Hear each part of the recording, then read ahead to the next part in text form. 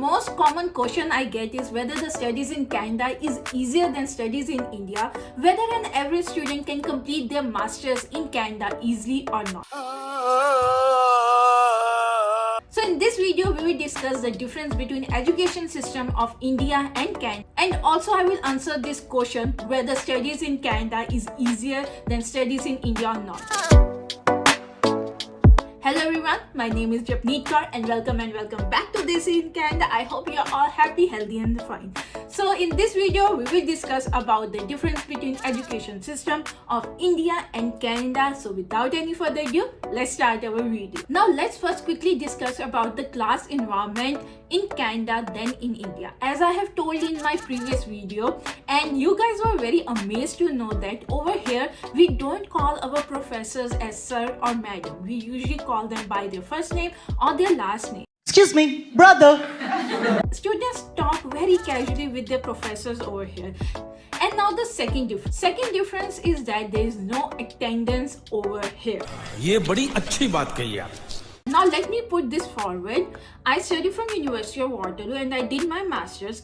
We never had any attendance in any class. It was solely our responsibility to attend those classes, to listen to lecture. And it was not like that if we will not attend classes, we can't appear for our exams or midterms. Unlike in India, the attendance system proper hunda hai, and you have to maintain certain percentage of attendance in order to appear for exam. Now, I can't guarantee that whether it's same for all the colleges or all the universities, but in University of Waterloo for Masters in Engineering, no attendance system. But I will suggest you should never skip any class or lecture, because then it becomes really impossible for you to understand the topic, because over here nobody has time. You can't ask your friend to explain you. Everybody is busy with their job, with their courses, with their household work. So you should appear in the exam and listen attentively. It will be beneficial to you only. Now the third difference over here than in India is that students eat and drink in class. So this was very shocking for me, because in India, I think I only drank water in class. I never drank tea, coffee or eat anything in class. But it's very common over here, and professors don't mind if you are eating or drinking in the class.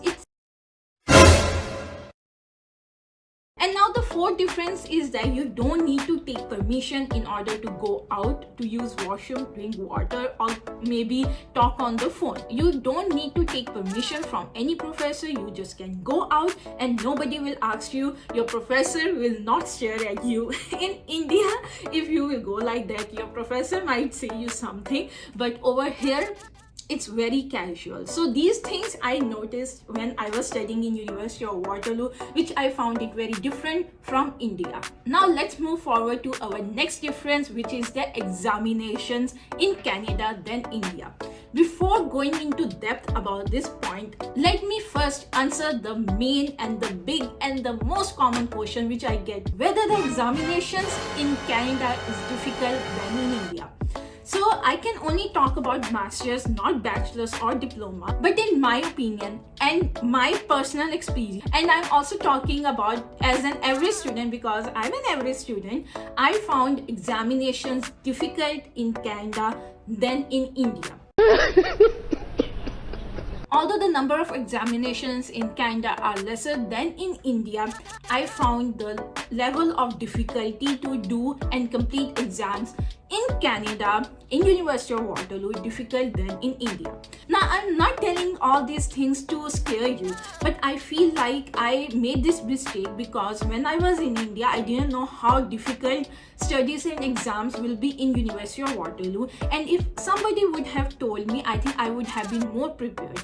It's only about how prepared are you to study. Let me first tell you why the exams are difficult in Canada than in India. So in India, I studied from Guru Nanak Dev Engineering College, and we used to have like 4 examinations in our BTech. Every month we used to have exam. First the 3 exams, like the small exams, and then the 1 final examination. But over here, you will either have 1 midterm, 1 final exam, or maximum 2 midterms and 1 final exam. And in some courses, you will not have any midterm at all. I did have many courses which didn't have any midterm. You only have to do project, assignments, and the final examination. Now the problem is not that over here you have lot of exams, but the difficulty level is very high over here. You can't rely that you will study at the last moment and you will pass the exam. It's not like that. You will not get exams which are very theoretical, especially in engineering, like in electrical engineering. There were mostly theoretical questions, definitions, and only some numericals. Like theoretical part was more. But in Canada, mostly exams are numericals based, and they are not from any particular book, notes, or anywhere. It's all from professor's brain. ਹੁਣ ਤੁਹਾਨੂੰ ਪਤਾ ਨਹੀਂ ਕਿ professor ਕਿਹੜਾ numerical ਸੋਚ ਰਿਹਾ, right? Now moving forward, there are many different types of exams over here. In India, we used to only have one type of exam, like you have to appear in the exam, you have to write tests. But over here, you have either open book exam, closed book exam, online exam. Like there's so many type of exam. For example, closed book exam. Just like in India, you will go and appear for exam. You are not allowed to take any books or any notes or any laptop, nothing like that. And the second type is the open book exam. You can bring any book of that subject. You can bring any notes. You can bring any study material of that exam, of that course, and you have to appear in examination. Sounds very simple, right? But let me tell you, it's not. And the third type of exam is online exams, जो कि घर ਵਿੱਚ देने ਹੁੰਦੇ ਹੈਗੇ from your home online. Like you know guys, ਹੁਣ ਤਾਂ ਕਾਫੀ online exams ਹੋ ਰਹੇ ਨੇ. And in some exams you can bring books, you can bring your assignments, you can bring your notes, and also you can even bring laptop, and you can have Wi-Fi on it, you can use Google and everything. Now we will assume that open book or the exams in which you can bring laptop and everything will be simple. Trust me, they are not. They are even difficult than closed books exam, because professors are so sure that even if you bring any book in the world, firstly, in exam you don't have that much time that you will scroll through every book and every note to look for answer, right? And second, they don't put examination from any particular book or any particular notes or the notes which they have only provided. All the exams comes from professor's brain. They make all the questions themselves and then they put in that examination. I'm sick and tired now. I don't know what to do. Very And also the third thing I want to tell about exams and about the education in general is that in India are of your age group and we all have same level of intelligence. Like some people are more intelligent, like it's not that much difference. But over here in masters, like I had my project based master, but there were students who were in research based master, there were students who were doing PhD. So PhD and research based master student also have to take courses to complete their degree, so they were also with us. Some students have like 15-20 years experience. There is no age limit to study in Canada. So there were students who have like so much experience. They had industrial experience, they have hands-on experience, and then there were PhD students who have done masters already and they were doing PhD. So definitely they had more exposure, more experience,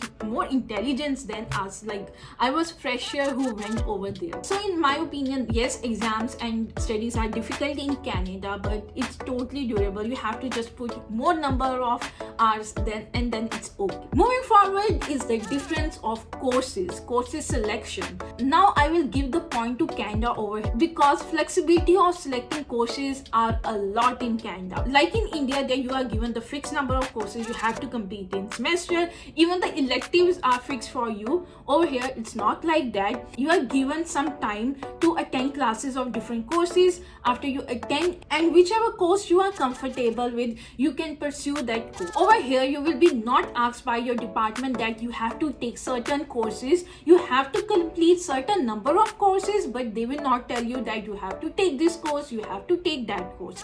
It's totally up to you. You can take classes of as many courses as you want, you can drop it later, but there is time for adding and dropping of the courses, so make sure of that. And now moving forward is the co-op, internship or training. Now we do have training in our bachelor bachelor's, like 6 months training or 2 months training, like that. But over here, it's not just training you have to do. If your masters have co-op or your bachelors have co-op, you will be doing actual job. There are many students who do that in India as well, but over here the things are very different. It's very professional environment. It's not just like that you have to go over there te kade attend kali train. Co-op or internship are usually paid. I think they are mostly paid. Only some, if you are doing some volunteer work, that will not be paid in Canada. Otherwise, you are allowed to work full time during your co-op term or your internship term. Like in India, we do training and everything. Like I did my 6-month training and 2 months training, but I was not getting paid anything. It was just I was going there and just gaining some experience, and at the end we have to make that project report on the training. But over here, it's not like that. You go to actual company, like the big companies which hire people. You get to work, you get to learn so much, you get to have so much hands-on experience, and on the top you will be getting paid. And it's not the minimum wage. Usually big companies pay you more than minimum wage, and that's how many students pay their fees.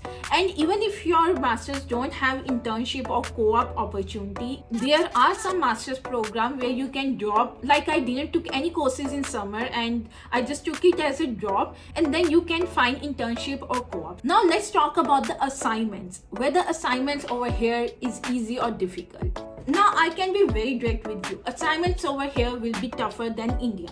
In India, one person will do assignment or make their practical fine, and it will circulate throughout the class. ਤੇ ਸਾਰਿਆਂ ਨੂੰ assignments ਮਿਲ ਜਾਂਦੀ ਹੈ ਤੇ ਸਾਰੇ ਬਸ copy paste ਕਰ ਲੈਂਦੇ ਆ. Firstly, copy pasting is an offense over here. You can't do copy paste.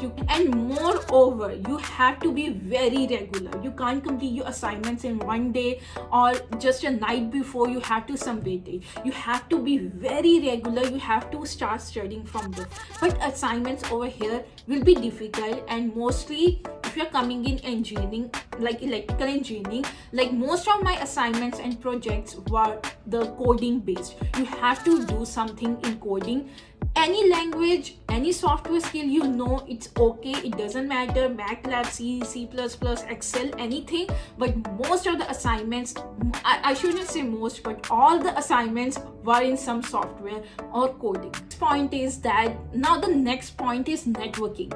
In India, I don't think so. During my bachelor's degree, I networked with anyone. Like I was not at all active on LinkedIn. But after coming over here, you will realize during your university time, you have to network with people. Firstly, you are in a different country. You don't know anybody, right? You have to make your base. And I'm not saying that you need a reference in order to get a job. Like I didn't have any reference till I got job. But in order to get job quickly, reference will be very good. And reference will come when you will network with people. So I think that's the difference thing as well. With all your household work, your part-time job, your studies, make sure to network with other people. And now my last point is the fee structure. Now it's no-brainer. Fees over here is very, very, very, very high than in India. But if we compare, even higher education like masters and everything is also expensive in India. But over here, and we have to pay our living expenses and everything, it does add up, so it's costlier over here. So I think that's all for the video. Definitely there is difference between education system of Canada and India. And I hope you like this video. If you like, please do comment, like, share. And if you have already subscribed, please subscribe to my channel. Hit that bell notification so that whenever I make any video, and I'm trying to be more regular with my videos, you get the notification. And I hope you have successful career in Canada. Till then, take care and bye-bye.